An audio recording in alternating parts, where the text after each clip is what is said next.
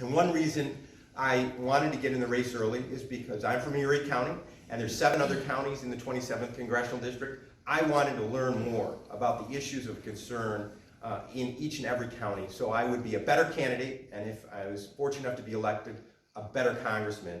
And I want to thank everybody who has afforded the time to me over the last number of months. I certainly have a lot more to learn, but I feel much better equipped as I'm moving forward in the next stages of this special election. I want to just mention one thing I've learned. So I'm from Erie County, and I am not a farmer, so a big issue in this community.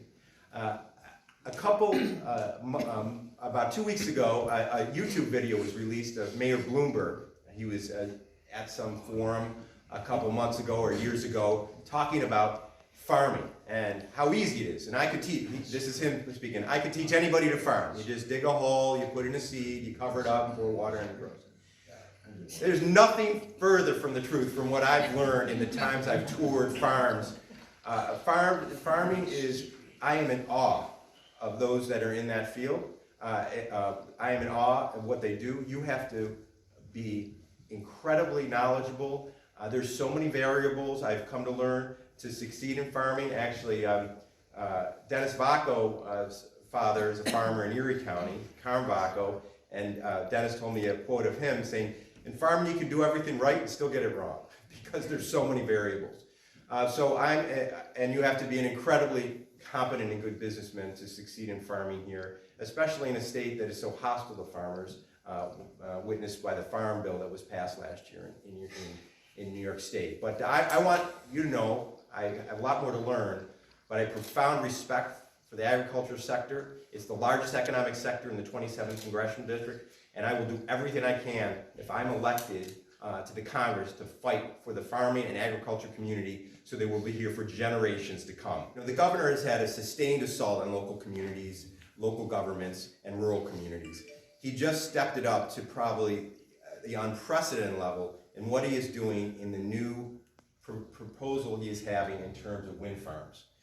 He is trying to usurp all power and remove any local say on the siting of major industrial wind farms that could change forever what we know in these communities here. We have to be unified and fight this assault and make sure that this doesn't happen. The way it's written now, local communities will have no say on industrial siting of industrial wind farms in this area. This is going to be a proposal in the budget. We have to fight tooth and nail.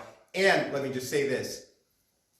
If I'm elected to Congress, I will be obviously at the federal level, but I will be keenly aware of every time I can assert my authority to protect local communities here and get the state government off your back. And this is one area I will focus a lot on, because let me tell you something. Federal credits are what enable windmills to happen. And I'm going to be keenly aware and make sure that we can tweak this law to make sure there's always local say in the siting of windmills if I'm in the Congress. It's very nice to talk a bit about my background as a business person, a person who's been very involved in the nonprofit sector, helping in education, and also I've served pretty much every level of government. My first job out of college was working for Jack Kemp in Washington, D.C., a real mentor of mine. I believe that in my 30 years I've acquired the skill set as a business person, a public servant, to be able to be impactful in Congress. That's why I believe it's the right time for me personally to do this, because I'm ready to do the job you deserve and do it with integrity. I want to go to Washington. I love this community. I want to fight for this community every day in Washington, and I want to fight alongside this president in the great things he is doing to turn this country around as he enters his second term, because I believe he will win. I want to continue with the road he has started on us in terms of reforming our economy so we can bring manufacturing back, including farming. I want to fight alongside with him as he stands up for this country on the international stage, renegotiating trade deals that are pro-American.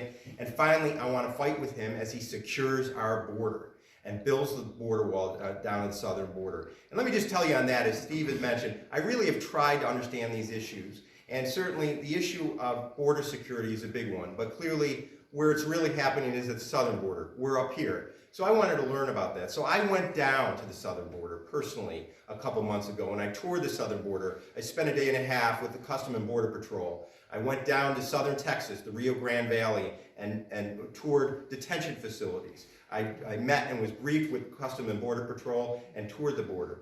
And I will tell you, 25 border agents I met with, without exception, they are 100% supportive of what this president is doing. The Rio Grande Valley, where I toured, is kind of ground zero of illegal border crossings. 40% of all border crossings happen there. And why is it? Because there's hardly any wall down there. The California sector, only 8% crossings. Why? Because the wall is nearly completely built. This battle of the secure border can only happen if we finish the border wall, and I will support this president as he's doing it. Finally, I just wanted to thank you. I was a school board member. Elections are in June, so I've carried petitions many a time out in this weather. So I want to say thank you very, very much for doing this. I can't thank you enough. This is a big election. The governor only does things for personal benefit in politics.